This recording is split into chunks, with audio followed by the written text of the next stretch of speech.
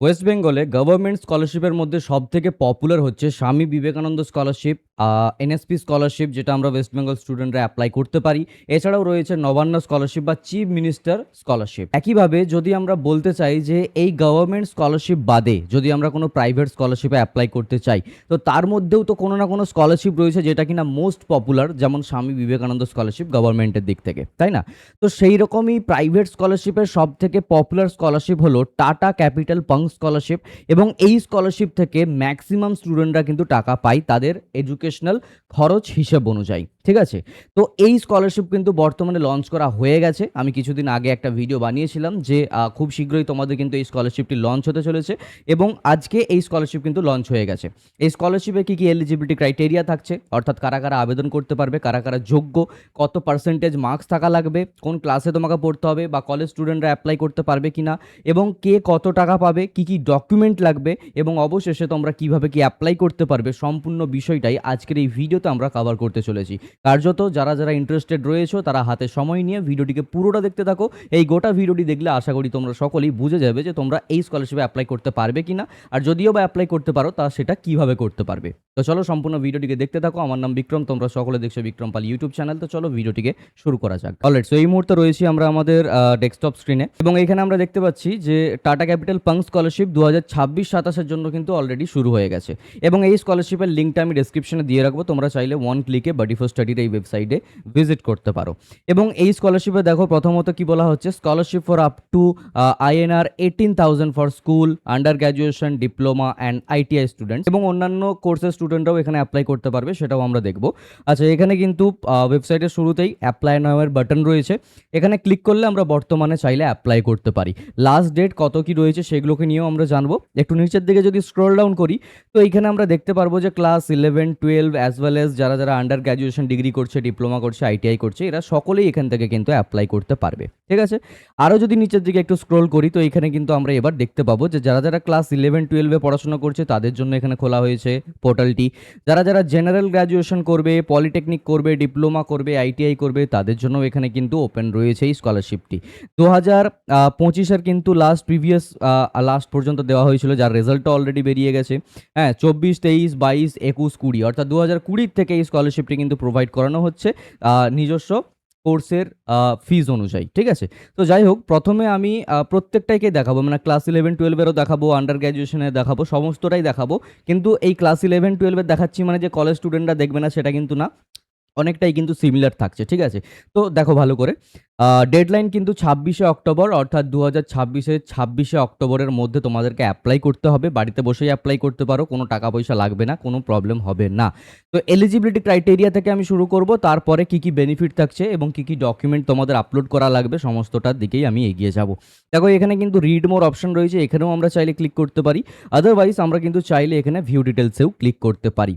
ওকে, তো ভিউ ডিটেলসে যদি আমরা এখানে ক্লিক করি, তো দেখো এখানে কিন্তু প্রথমে এলিজিবিলিটি ক্রাইটেরিয়া দেখাবে, তারপরে এখানে কি কি বেনিফিট থাকছে সেগুলোকে আমাদেরকে দেখানো হবে, এবং তারপরে অবশেষে কিন্তু ডকুমেন্ট কি কি লাগবে ইত্যাদি এই সকল বিষয়গুলোকে আমরা দেখতে পাচ্ছি। তো দেখো ভালো করে এলিজিবিলিটি ক্রাইটেরিয়াতে কি বলা হচ্ছে, যারা যারা ইন্ডিয়ান স্টুডেন্টস, অর্থাৎ আমরা পশ্চিমবঙ্গের স্টুডেন্ট, তো অবশ্যই ভারতের অন্তর্গত, তো কার্যত আমরাও এখানে অ্যাপ্লাই করতে পারি। ক্লাস 11-12-এ যারা যারা বর্তমানে পড়াশোনা করছে ভারতের, তারা এখানে অ্যাপ্লাই করতে পারবে। লাস্ট কোয়ালিফিকেশন হচ্ছে 60% মার্কস, অর্থাৎ তুমি যদি বর্তমানে একাদশ শ্রেণীতে উত্তীর্ণ হয়ে থাকো, তাহলে দশম শ্রেণীতে তোমাকে মিনিমাম 60% মার্কস পেতেই হবে, আদারওয়াইজ তোমরা চাইলে এখানে অ্যাপ্লাই করতে পারবে না। 60% বা তার ঊর্ধ্বে কিন্তু নাম্বার থাকা লাগবে। আর বাৎসরিক অ্যানুয়াল ইনকাম যেটাকে আমরা বলে থাকি, সেটা হচ্ছে কি 4 লক্ষ টাকার বেশি হওয়া যাবে না, 4 লক্ষ টাকা বা তার নিচে থাকা লাগবে, মানে ইনকাম সার্টিফিকেটের কথা বলছি। ওকে, এরপরে কি এখানে ইন্ডিয়ার মধ্যেই তোমাকে পড়াশোনা করতে হবে, এবং যারা যারা টাটা ক্যাপিটাল লিমিটেড এবং বাডি ফর স্টাডিতে যাদের পরিবারের কেউ চাকরি করছে বা যারা যারা এমপ্লয়ি রয়েছে, তাদের মানে ছেলেমেয়েরা কিন্তু এখানে অ্যাপ্লাই করতে পারবে না। ওকে, এবারে কিছু একটা নোট এখানে বলা হয়েছে। দেখো এখানে কি বলা হচ্ছে, preference will be given to girl students, persons with disability অর্থাৎ PWD যাদের রয়েছে, single parent households due to death or divorce, orphan students and those from affirmative action background, SC or ST। এখানে দেখো একটু বেশি প্রাধান্য কাদেরকে দেওয়া হবে। দেখো নরমালি সবাইকে তো স্কলারশিপটা দেওয়া হচ্ছেই, কিন্তু বেশি প্রাধান্য কাদের দেওয়া হবে? যারা গার্লস স্টুডেন্টস রয়েছে, যাদের কোনো ডিসেবিলিটি রয়েছে, প্রতিবন্ধকতা রয়েছে, যাদের সিঙ্গেল প্যারেন্ট রয়েছে, কোনো কারণে হয়তো তার প্যারেন্টের কোনো একজনের ডেথ হয়েছে বা ডাইভোর্সের কারণে সিঙ্গেল প্যারেন্ট হাউসহোল্ড রয়েছে, হ্যাঁ? যাদের বাবা-মা কেউই নেই। তো এই সকল স্টুডেন্টদের এবং এসসি/এসটি স্টুডেন্টদের একটু বেশি প্রাধান্য দেওয়া হবে। তাই বলে এই না যে অন্যান্য স্টুডেন্টদেরকে টাকা দেওয়া হবে না, সেটা না। তাদেরকেও দেওয়া হবে, কিন্তু এই সকল স্টুডেন্টকে একটু বেশি প্রাধান্য দেওয়া হবে, দ্যাটস ইট। যেমনটা লেখা রয়েছে তেমনটাই আমি কিন্তু বললাম। আচ্ছা, এবারে সবথেকে মেইন ইন্টারেস্টিং পার্ট সেটা হচ্ছে গিয়ে বেনিফিটের দিকে আমরা এগিয়ে যাব। দেখো বেনিফিট বলতে যে সকল স্টুডেন্টরা 60 থেকে 80% মার্কস পেয়েছে তাদের প্রিভিয়াস ক্লাসে, ঠিক আছে? তারা তাদের টিউশন বা কোর্স ফিজের 80% টাকা পেয়ে যাবে। ওকে? আমি কথার কথা বলছি, যদি ধরে নাও তোমার 10,000 টাকা তোমার বছরে পড়াশোনাতে খরচ হয়, সেটার ভ্যালিড প্রুফও তোমাকে দেখাতে হবে। এমন এমন না যে শুধু আমি বলে দিলাম 10,000 টাকা আমার খরচা হচ্ছে, আমি এখানে বলে দিলাম, ওরা মেনে নেবে, সেটা কিন্তু না।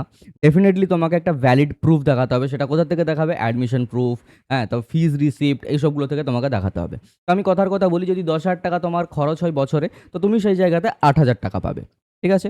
এবং ম্যাক্সিমাম 18,000 টাকার বেশি কিন্তু পাওয়া যাচ্ছেই না এই স্কলারশিপ থেকে। কার্যত তোমার যদি 1,00,000 টাকা খরচ হয়, তাই বলে এই না যে তোমাকে 80,000 টাকা দেওয়া হবে। ঠিক আছে? একটা ম্যাক্সিমাম লিমিটও রয়েছে এই স্কলারশিপটার। আর যারা 80 থেকে 90% মার্কস পাবে, ধরে নাও ক্লাস 11 এ তুমি পড়ছো, তো 10ম শ্রেণীতে ধরে নাও তুমি 80 থেকে 90% মার্কস পেয়েছো, তাহলে তুমি তোমার টিউশন ফিজের 90% পর্যন্ত খরচ পেয়ে যাবে, আপ টু 12,000 টাকা পর্যন্ত।